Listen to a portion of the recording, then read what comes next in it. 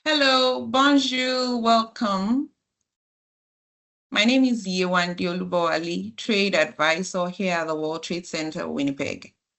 I would like to begin today's webinar with our land acknowledgement. We acknowledge that we are gathered on the lands of Treaty 1 territory and that Manitoba is located on the traditional and ancestral lands of Anishinaabe, Anishinaabe, Ininu, Denisovan, and Dakota Oyate nations. We acknowledge we are also on the homelands of the Red River Métis, and that northern Manitoba includes lands that were and are the ancestral lands of the Inuit.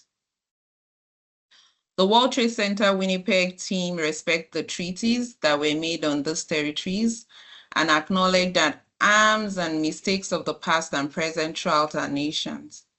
Thank you for joining our webinar, Incoterms 2020, Unlocking Global Trade with Confidence, which will be presented by Lora Rigutto. She is the Partnership and Community Lead at FITT, that's Forum for International Trade Training. Before we begin, I want to share a few housekeeping items. First, please send all your webinar questions directly to the chat box and at the top of the screen, and the presenter will try to answer as many as she can during the session, as well as Q&A sessions at the end. For all logistics questions, please send them directly to the chat box and I will answer your questions as soon as possible. Thirdly, you would also receive a PDF copy and recording of this presentation within the next week. Now it's time to start our webinar. I'd like to introduce you to Lora Rigutto. Lora holds a CITP designation and has over 25 years of experience in international trade. Formerly a trade advisor at ProChile, that's Trade Commission of Chile in Toronto. She has helped businesses navigate the global markets and export challenges. As a CITP and ICC certified Incoterms 2020 trainer for Canada, Lora brings deep expertise in trade practices and is passionate about sharing her FITT renowned training programs with students and businesses. So welcome, Lora. The floor is all yours. Great. Thank you so much. Thank you for having me. I am going to dive right in. If I can. There we go. So you did mention FITT. So FITT is the Forum for International Trade Training. So any of the material that I present today is copyright, of course. So you went over this. What I wanted to mention is that I am an ICC registered trainer of Incoterms for Canada, and I do appreciate that not everybody shares the same passion for Incoterms that I do. I'm a bit of a trade geek, a trade nerd, so the course on Incoterms, as tough as it was really interesting, and I loved working through the different scenarios on the application or misapplication of Incoterms. When I started, you did mention that I started with the Trade Commission of Chile in Toronto. That was many years ago. And I thought I knew everything because I was helping Chilean exporters export their products to Canada. And I remember when I would see price lists and they would use an Incoterm, I kind of thought I recognized it was either FOB, a port in Chile, or if it could be cost, insurance, and freight to the port in Vancouver, whatever it was. I thought I understood them, but I didn't understand really the application of Incoterms and what it meant to not select the correct one or to agree to an Incoterm until much later. So I'm happy to share some of these tips and tricks with you today. We're going to go a little bit over a background on Incoterms, why they were created, what are they. I'm going to go through some of the most used and misused Incoterms, and then I have two case studies, brief case studies, examples for you, because that helps you work through obligations and when delivery takes place. So I'm going to jump right in.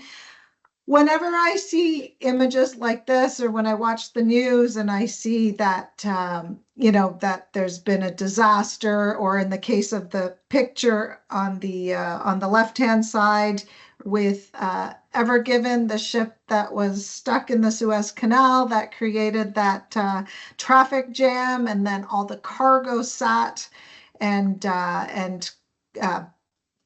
buyers couldn't get their cargo. Sellers were wondering what was happening, and if it was perishable. Then we know what happened there. But I always look at this and I always think, wow, I wonder who in the end has to pay. Like when a ship jettisons its cargo, like who pays, who actually, when was that merchandise delivered, what are the implications for buyer and seller. So we're going to jump right into that, because Incoterms do clarify if a disaster takes place, who actually pays. So the Incoterms rules are a globally recognized set of standards. So they're used worldwide in international, and also it could be used for domestic contracts for the delivery of goods. ICC actually first published Incoterms in 1936. And they did this, I know it's incredible. They did this as a way to standardize and to speak the same language, because the terms are understood, those three-letter terms are understood around the globe. So even if everybody doesn't speak the same language, they understand all of the, like the rule within that Incoterm. And the most current version was released January 2020. So the current version that's used is Incoterms 2020. As I mentioned, they're abbreviated three-letter terms. There are 11 of them. And they set out, communication and contractual sales practices, and clearly communicate three things. So those things are obligations, risk, and cost. And notice I didn't say title, because title is different, and that's often a big misunderstanding, but it covers three things. Obligations, so who does what between the buyer and the seller. Risk, and risk, the main element is delivery. So risk up to when the product is delivered, and then after the product is delivered. So when is the product actually delivered? That's when risk transfers. And then costs. So the Incoterms spell out the cost, which the costs that are the responsibility of either party. So I mentioned obligations. So there are 220 obligations when you combine them. So there are 10 categories of obligations. I told you I was a trade geek. There are 10 categories of obligations on the part of the seller. So the seller is A1, and then the buyer is classified as B1. So 10 categories of obligations on the part of the seller, 10 categories, the same categories of obligations on the part of the buyer. So that's 10 categories, there's buyer, seller, and there are 11 Incoterms. So if you multiply that, that's 220. So you can imagine if you had to create a contract between, exporter and importer, seller and buyer, you would have to spell out all of the obligations. With a simple three-letter Incoterm, you are eliminating the need to create very, very detailed contracts when both parties understand the Incoterm. So just as an example, I pulled this out from the actual Incoterms from my reference notes. So I just took carriage, for example. So this is the obligations, and the Incoterms 2020 does a really good job in specifying exactly the obligation for the buyer and the seller for each of these categories. So what it says, I pulled out an example for FOB. So in the rules themselves, it says that in terms of carriage, the seller has no obligation to contract for carriage. However, the seller must provide the buyer, at the buyer's request, risk and cost with any information in possession of the seller, including transportation-related security requirements that the buyer needs to arrange carriage, and blah, blah, blah, and there's more. And then on the buyer's part, the obligation for the buyer with respect to FOB is that the buyer must contract at its own cost for the carriage from the named port of shipment, except when the contract of carriage is made by the seller as provided for in A4. So it's very wordy for a reason. Like, this is the rule, but then you don't need to, again, you don't need to spell all of this out in your contract, because if you, as the exporter, use, for example, FOB Port of Vancouver, and it doesn't matter where your buyer is, then you understand what your obligations are as the exporter, as the seller, and you understand what all the obligations are for if you're the importer or the buyer. So, and this is understood worldwide. So I just used an example because if individuals on the call today have never actually looked at the Incoterms rules and don't understand what I mean by obligations, or have never seen the wording in them, I just thought I would use that as an example because it's quite helpful. One thing I should mention, actually, before I go to the next slide, there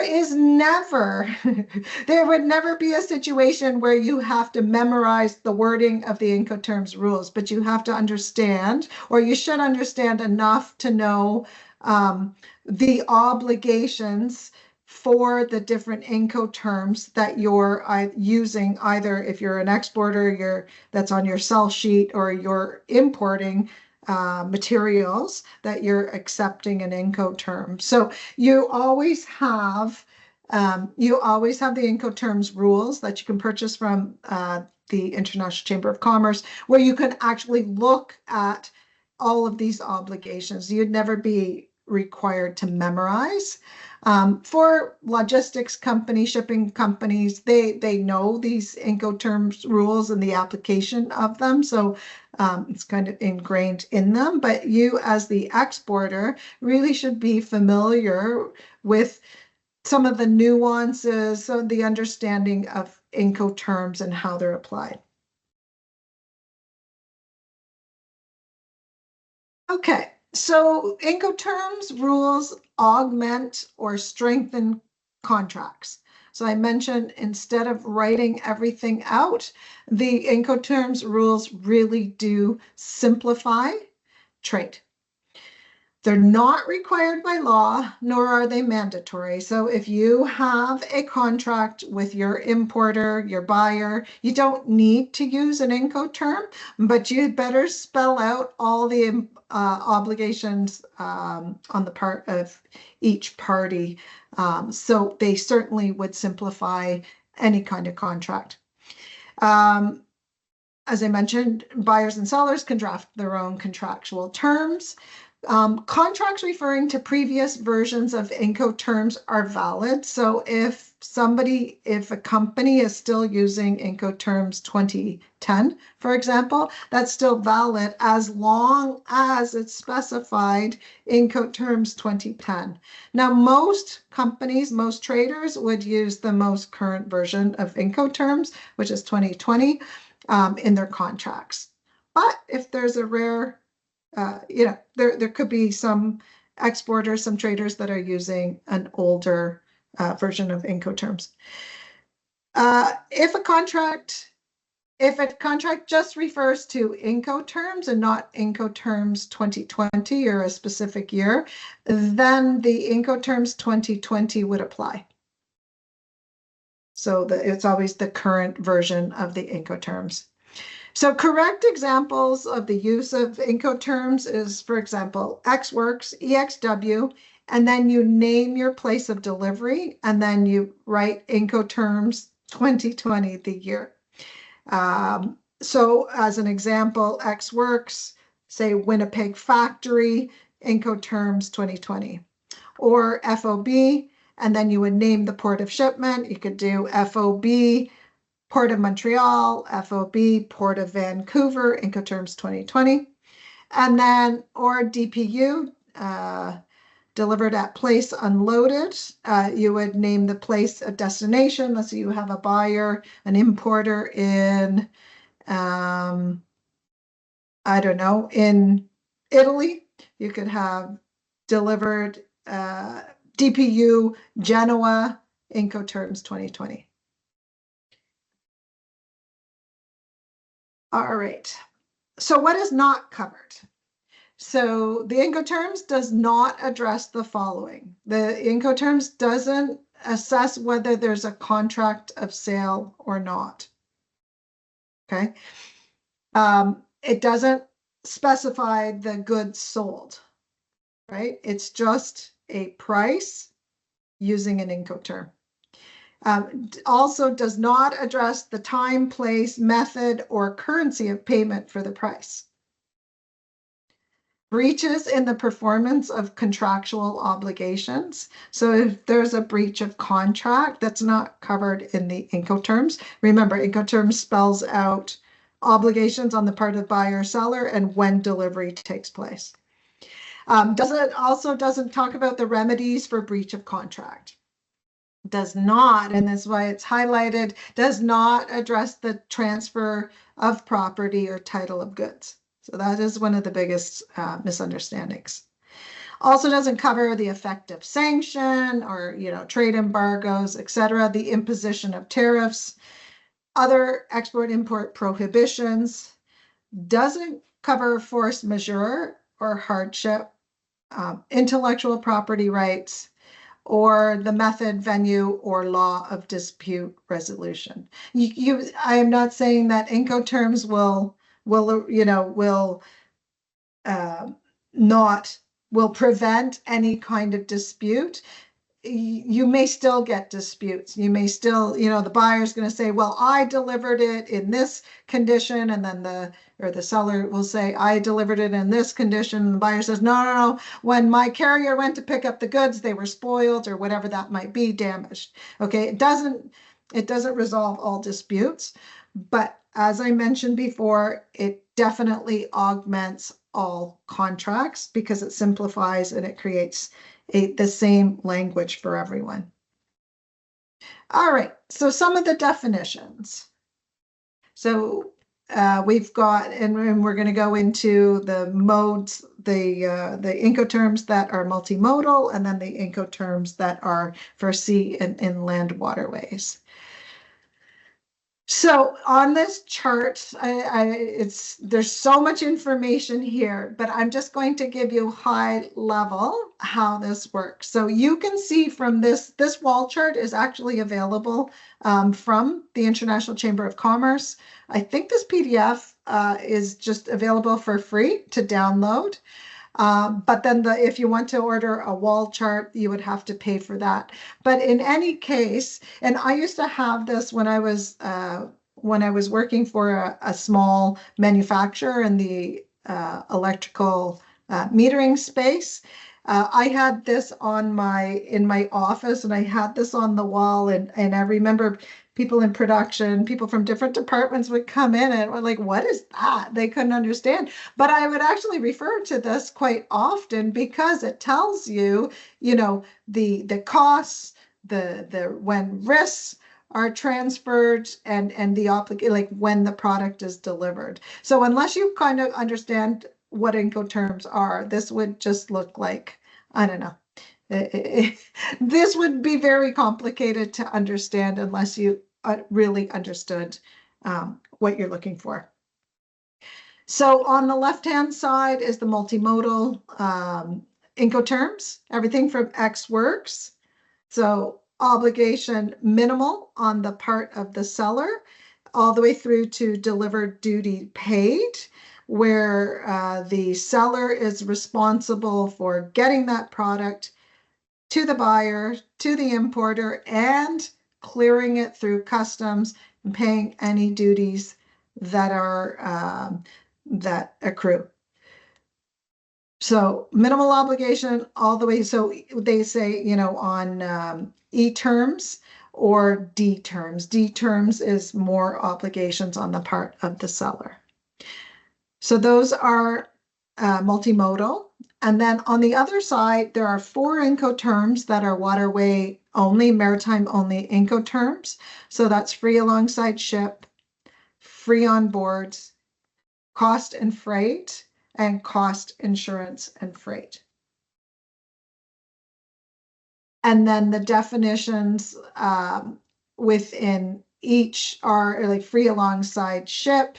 The products are delivered when the merchandise is alongside the ship. So it gets very technical in the rules themselves, what constitutes alongside ship, but that's generally the intent of the Incoterm. Free on board is that the delivery takes place when the merchandise is actually on board the vessel. So when your merchandise is loaded on the vessel and it crosses the ship's mast, that's considered on board. Cost and freight, the obligation would be for the exporter to pay for the cost of the freight to the port of destination. And then cost, insurance, and freight is, as the name says, you're also responsible for the insurance.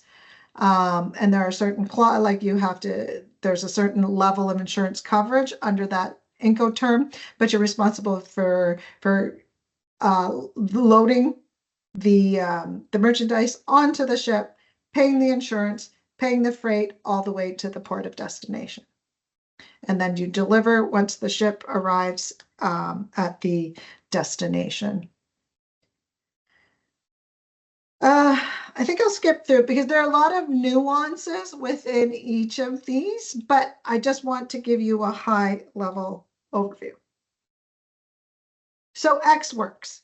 So you can see here, this is one of the most common used Incoterms, but what Ex Works means, and sorry, I should back it up. I've circled explanatory notes for users because in Incoterms 2020, the biggest difference in what the International Chamber of Commerce did was include a section in the Incoterms that are called explanatory notes.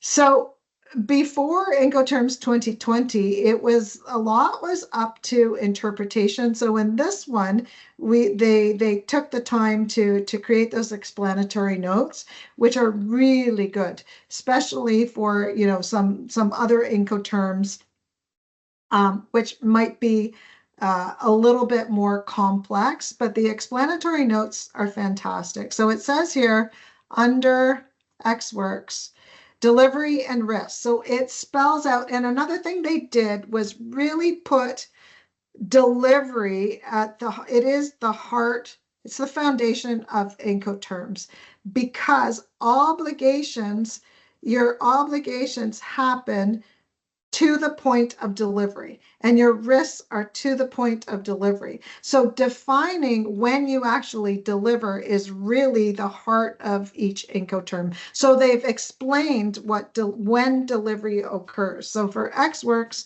it says that the seller delivers the goods to the buyer when it places the goods at the disposal of the buyer at the named place, like the exporter's factory or warehouse. And that named place may or may not be the seller's premises. Could be, like I said, could be a warehouse, could be another location, but it was named in the Incoterm, the exact place of delivery. So, and then that's represented in this visual image. So you can see on the part of the exporter or the seller, costs and risks happen right up to where that arrow is and the obligations are minimal, you just have to, let's say, manufacture your product, have it ready for the time, give notice, have it ready for the time that you state, and then that's it. That's your obligation. And then the buyer or the importer is responsible for everything else. Okay, so you can see here with the different rules, these are multimodal, remember? So you have minimal seller obligations, you've got Ex Works or FCA, free carrier. And then mixed or shared obligations, you have carriage paid to, and carriage and insurance paid to. And then you have the greatest level of obligations, and those are the D terms. So delivered at place, unloaded. So similar to delivered at place, except that the seller is responsible for the costs and actually unloading the product and the risks associated with that. And then delivered duty paid. Note that the unloading it may or may not be part of the contract under DDP, but the responsibility for sure is that you deliver it duty paid. So you're responsible for clearing through customs. So I just going to pause here. So what I would recommend if you are dealing with, if you have a contract with an importer in a country that you've never exported to before, I'd be very leery. I'd be very cautious of quoting a price using an Incoterm DDP because if you've never cleared products through customs, you may not understand all the costs involved and the time it might take and all the other regulations for clearing it. So I'd be very cautious. Just because you have a price sheet and you might say DDP for another market, I'd be a little bit hesitant unless you have a really good transportation partner to deliver that has experience clearing your product or clearing your products through customs in that market as well, or like similar products to yours. I'd be very cautious to use DDP. And then I might be looking at another Incoterm where you know your costs, you know what's involved, and that you can follow through with all your obligations. Okay, so rules. So when would we use these multimodal Incoterms rules? Remember the 7 of them. So they're intended for situations where the point at which the seller hands the goods over to or places them at the disposal of the carrier, or the point at which the carrier hands the goods over to the buyer, or placed at the disposal of the buyer, are not aboard or alongside a vessel. Okay, and then we would get, because if they were, alongside a vessel or on board a vessel, you would be looking at these 4 Incoterms. So if we're talking about getting your products across the prairies over into British Columbia and the Port of Vancouver, you might be looking at a price on your price list. You might be quoting prices either free alongside ship, FAS, or FOB, Port of Vancouver, Incoterms 2020, where your obligation is to get the merchandise to the port, load it. Once it passes the ship's mast, then that's where your obligations end.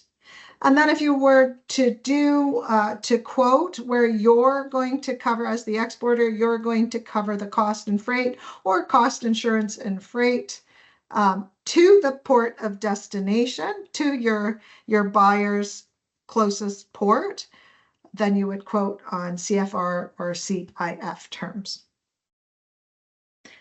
However, you should note that delivery, so what's considered delivery for all of these Incoterms is when you place the goods on the ship or alongside the ship in your destination, or sorry, in your country. So if you're a Canadian exporter, you're delivering the goods when you're placing them on the ship, not when the goods arrive at the port in the destination country. So that is the distinction between when are the goods delivered and all your obligations spelled out in the Incoterms. So I've probably confused you, but that's why Incoterms, it's important to understand the when delivery takes place and your obligations. So even though I'm going to look at CIF because that's often a term that's quoted. So if your price list says CIF, maybe you have FOB price, Port of Vancouver, and you have CIF price into the, let's say you routinely export to Chile, for example.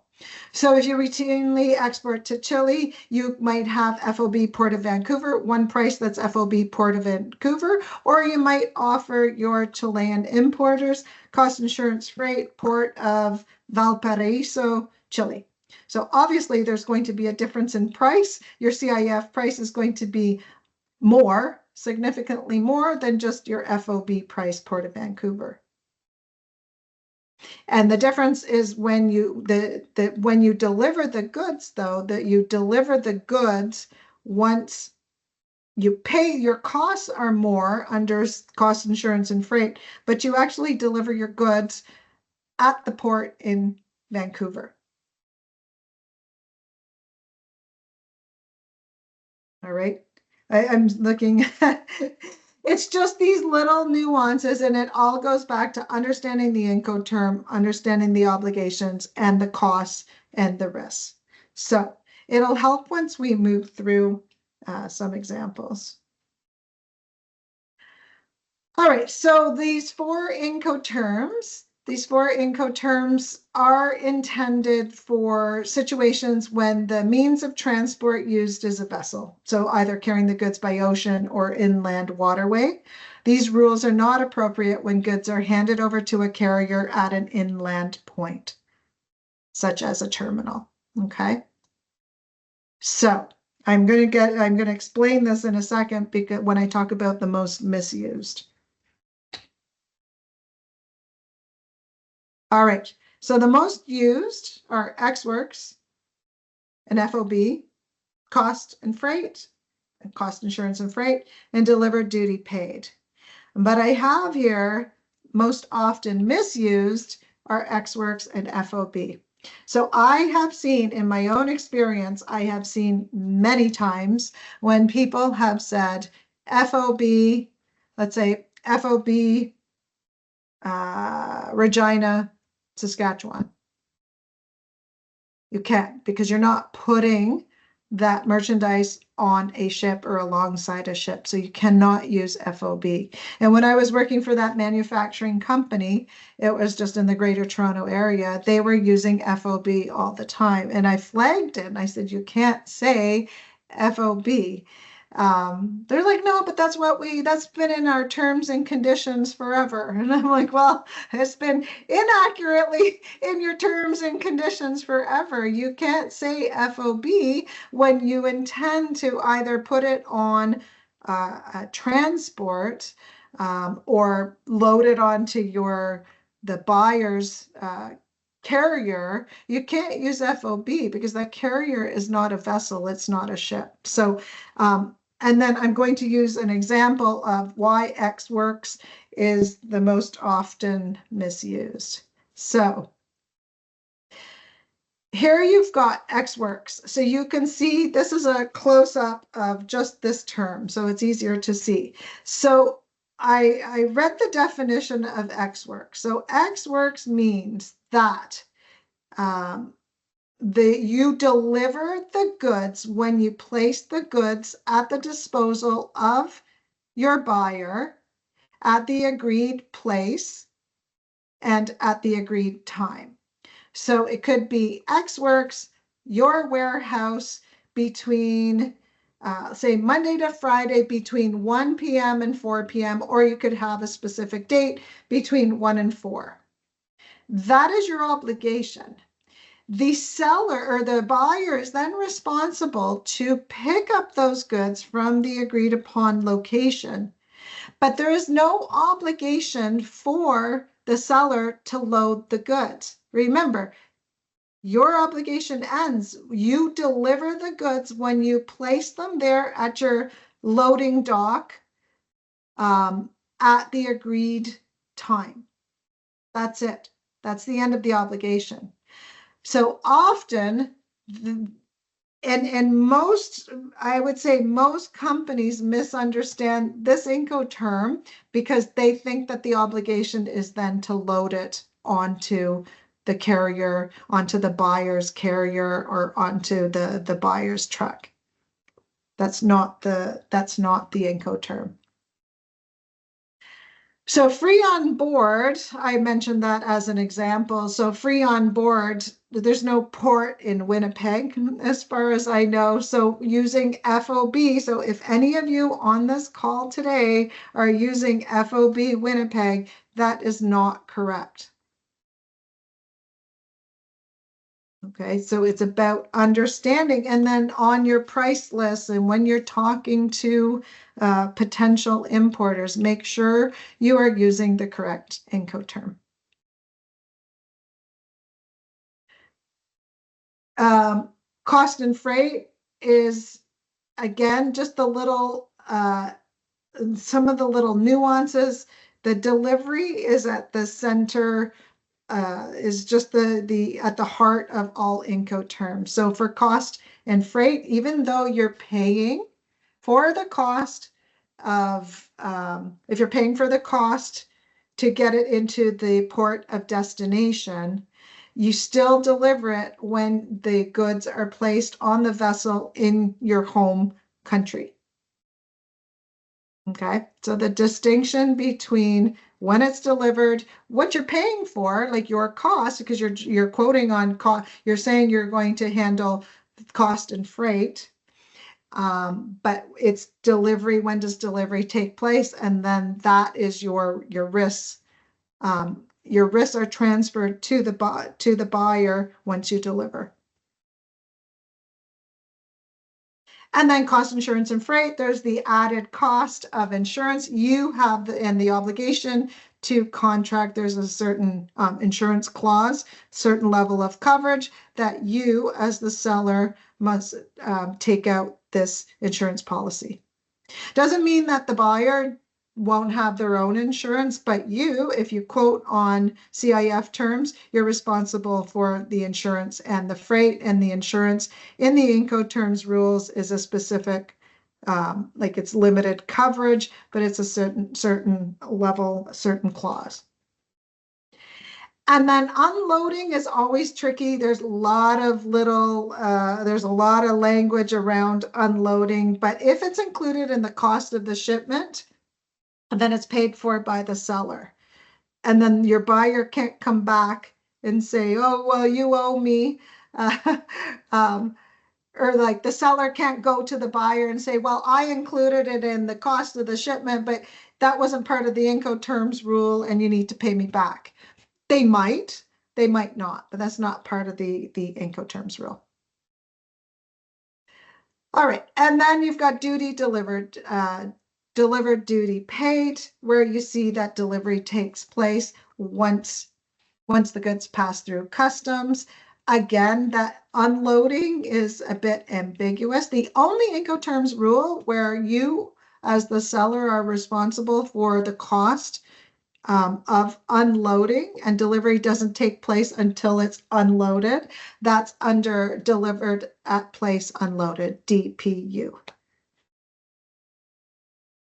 Okay, so I can only cover some of the nuances in each Incoterm, but I just want to give you a sense that Incoterms complicated, they're complex, but they're very important. So when we look at something like this was the ship. This was a couple years ago. The vessel, the Zim Kingston, actually caught fire. There was a big storm. The ship was coming from South Korea, and from South Korea to Vancouver, to the port of Vancouver. And just off the coast of Vancouver Island, there was a big storm. And instead of taking refuge where the calmer waters were, I think in the Juan de Fuca Strait, instead of the ship coming into calmer waters, it thought it would weather the storm in the middle of the Pacific. And anyway, it caught fire, and they actually lost 109 containers. I believe, and I pulled this out. I went to my friend Copilot today just to see, because I read something that they're still finding merchandise on some of the beaches on Vancouver Island. They're still finding some of this merchandise that keeps washing up on shore. And I was like, what actually spilled out of, like, what was in the containers? So you can see footwear, over 6,700 pairs of boots were found near the spill site. You had some high-end coolers, including Yeti coolers, were washed up. Some Christmas decorations, fridge parts, takeout container lids, urinal mats, and plastic blow-up unicorns. So whatever was on that vessel, that basically the containers were jettisoned and discarded to shape. They always save people first, so crew first, vessel second. So they had to toss containers at sea, 109 of them. And then the law of general averages was declared. So all parties had to split in the cost of the vessel. But when I look at this, there's so many questions. And of course, I don't immediately think of, those blow up unicorns or those Yeti coolers. I think, oh my goodness, when were these products delivered? Like when were these Yeti coolers delivered? So wonder which Incoterm was used on the part of the manufacturer, like which Incoterm was used, because that determines whether the goods were delivered, say in South Korea, or if they use different Incoterms and delivery doesn't happen until they arrive at the Port of Vancouver, or until they arrive at the Port of Vancouver and cleared through customs. So many questions when you see disasters like this.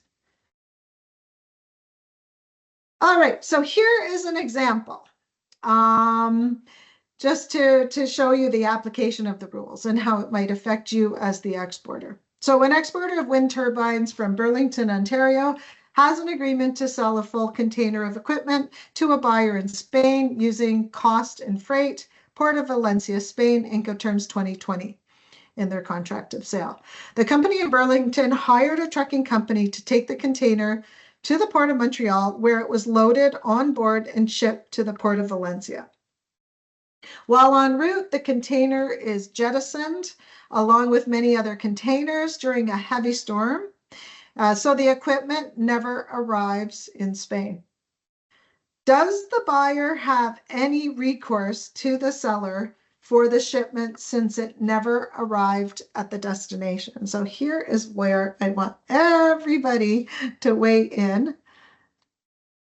So does the buyer have any recourse? Does the Spanish buyer have any recourse to this Canadian company because the shipment never arrived? So they quoted cost and freight to the Port of Valencia.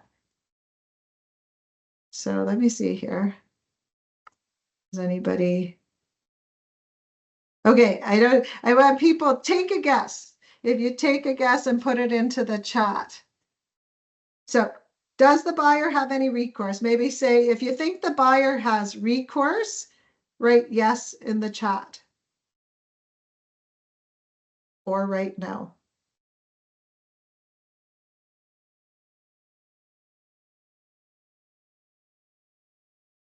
And this is my way of verifying if people have completely tuned me out. Okay, we've got Rick is saying seller should be responsible for the risk. And then we have others that are saying yes, yes, yes.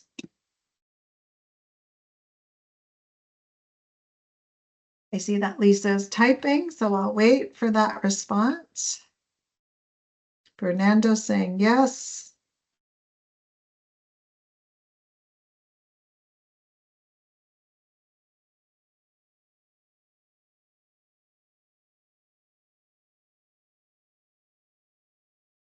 The seller is responsible for the goods as they haven't been delivered. Interesting. Okay, so I'm going to minimize this and go back.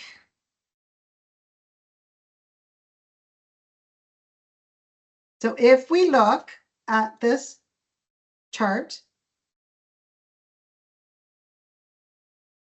we said that cost and freight, yes, it's mixed responsibility. Sorry, was it cost and freight? So cost and freight, if you look at this map or at this pictorial, like this image, move this over. So cost and freight, the product, even though you pay for the cost, like and the freight to Valencia, Spain, you as the exporter in this Burlington company, even though they paid for the cost of freight to Valencia, they actually delivered the goods when the goods were placed on the vessel in Montreal. So, no.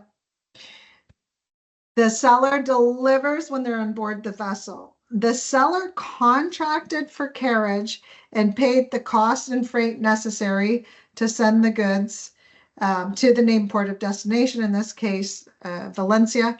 But the risk of loss or damage to the goods passes to the buyer when the goods are on board the vessel. So again, it goes back to when does delivery take place, and all those definitions in all those definitions in the rules on delivery, like it's very, this is my book, and the definitions are very clear as to when delivery takes place.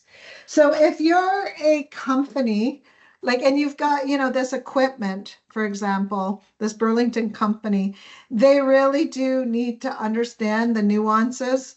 If you've got a shipment that's worth millions of dollars, it's really important to understand when delivery takes place. Who should get extra insurance, for example? Is insurance part of, is it a part of the Incoterm? If not, you might need, as the seller, you might need your own insurance, even though it's not cost insurance and freight, and the buyer should get their own insurance. So really, truly important to understand when delivery takes place. All right, then the second example, I think I already kind of covered this one, but a Canadian exporter of industrial equipment is using XWorks Factory, Regina, Saskatchewan, Canada, Incoterms 2020 in the contract. They give the buyer notice that the goods under the contract of sale will be available for pickup at the seller's warehouse between 1 and 4 on a said date. The buyer's truck arrives on time on the prescribed date, backs the truck up to the loading bay, and waits for the seller's forklift to load the goods onto the truck. During the loading, the seller's forklift driver smashes into several of the pallets inside the warehouse and destroys the goods valued at 20,000 Canadian. Should the buyer be concerned about this loss? So again, if you can write it in the chat. I find these case studies fun to work through. So should the buyer be concerned because it was the seller that actually smashed the goods and damaged them?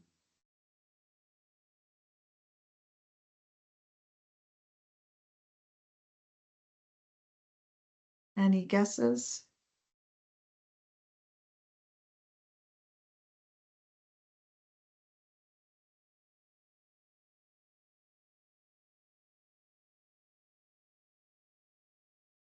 Okay. Yes, the seller should be responsible.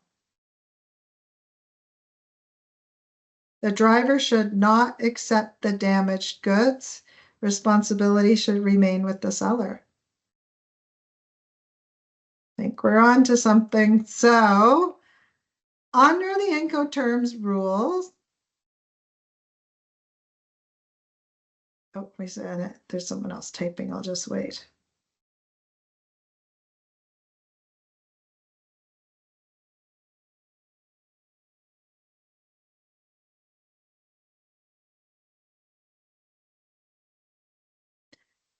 Buyer should not be concerned. All right, I got a smart group here. Oh,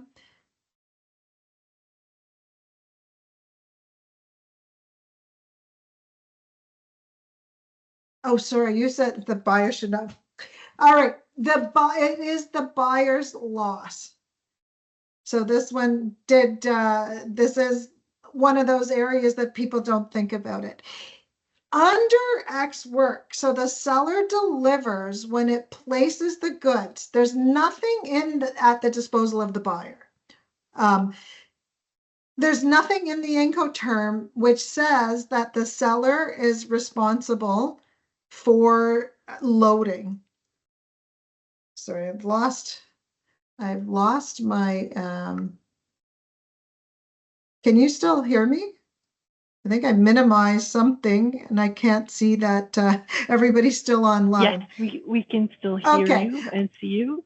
Okay, and the slides. That's fine. All right, perfect. So there's nothing in there about loading, and that's why I said that X works as one of the most often misused Incoterms, because the seller believes that they're responsible for loading the goods onto the buyer's truck. That is not the case. If the seller goes, hey, we've got the forklift here, we can put it on for you, that's fine. But if something like this happens and they damage the goods, they've already delivered the goods. The seller has already delivered the goods when they make them available. So if the buyer in this case says, oh yeah, go ahead, can you load with that forklift? Can you load them onto the truck? That's their risk.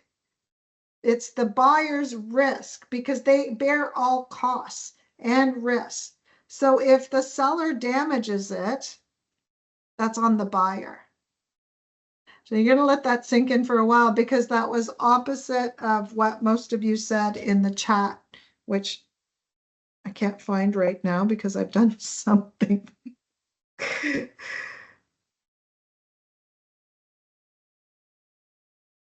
All right. Oh, there we are.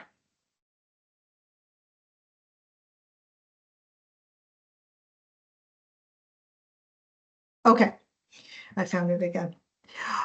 All right, so I'm going to go back to there.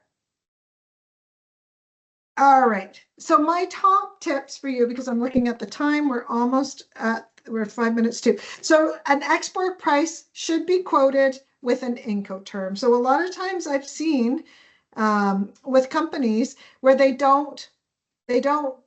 have a price, say, I don't know, $1,500 per skid, Canadian dollars, $15 per skid. But what is that? Like the price of the skid at your warehouse? Is that the cost delivered to a final destination? Is it like a maritime? Like, is there shipping involved where it goes on a vessel? So an export price should never be quoted with without an Incoterm. So and I have specific location. Make sure, because it's happened before, where the exact location hasn't been quoted. So if you're shipping to, I don't know, let's say you're shipping to someplace in New York City, and like where exactly, and your buyer has several facilities, several locations, make sure you specify the exact location, whether you're delivering to a warehouse, whether you're delivering to a factory, whether you're delivering someplace else. So be as specific as possible within the Incoterm. What's important is that there's no expectation that you need to know all the nuances of each Incoterm, but you should train yourself or someone on the team to understand the risks and the costs involved, and understand that choosing the wrong Incoterm could really cause a lot of, is risky for one, but it could cause great damages and costs for your business. So whether you're accepting an Incoterm, if you're buying using an Incoterm and you don't understand all your obligations as an importer, or you're selling using a specific Incoterm and don't understand all your obligations and costs as well, and when risk or when transfer takes place when it's delivered. So if you work with a third-party logistics provider, that's great, especially if you don't have expertise in-house, but you still have to have an understanding of Incoterms and those, again, those obligations, those costs, and when the products are delivered. Because I can just tell you that logistics companies will often recommend to the exporter to quote on D terms, because that's more obligations on your part, the part of the exporter, and that's more involvement from a third-party logistics provider, right? That's more revenue for them because they're taking responsibility for more aspects of that shipment, right? But if you're not comfortable with clearing the goods through customs or all those obligations involved, then maybe you don't want to quote on D terms, even if your third-party logistics provider suggests, oh, why don't you quote on D terms? And then my last tip is, don't feel pressure to accept an Incoterm if you're unsure you can cost effectively deliver the goods. So if your buyer, let's say you're working, you have a new importer in a market, and they said, oh, can you quote us delivered at place, wherever it is, I don't know, Turkey, quote us delivered at place in Turkey. If you're not sure of all the costs involved in doing that, then I wouldn't accept to sell on that Incoterm, because you may not cover your costs. So this is where the application of Incoterms is really important, because it really does affect your bottom line. We have a course, this is an Incoterms 2020. It's an online course. It's quite extensive. It might take you the whole day, or someone on your team would take them the whole day, but I guarantee you, if you take that course, you will gain a better understanding of how to incorporate them into your pro forma invoices, into your sales contracts. You could develop strategies that lowers your risks and costs. Maybe mix it up, create a strategy where you can use this one Incoterm for certain transactions and choose another Incoterm for other transactions. Avoid common errors, and how you can really leverage them to your company's advantage. So that course is available online and presented by FITT, by us in the Chamber of Commerce. And this is just our website. So I'm going to stop screen sharing so I can see if there are any Any questions?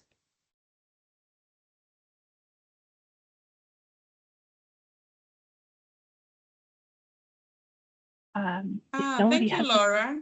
Quick question, right? So for SMEs like in Manitoba that shipping into, say, the US, is it advisable? So most times that's not going through C. Xworks will probably work for that, right? Compared to if you're shipping into like Europe or something.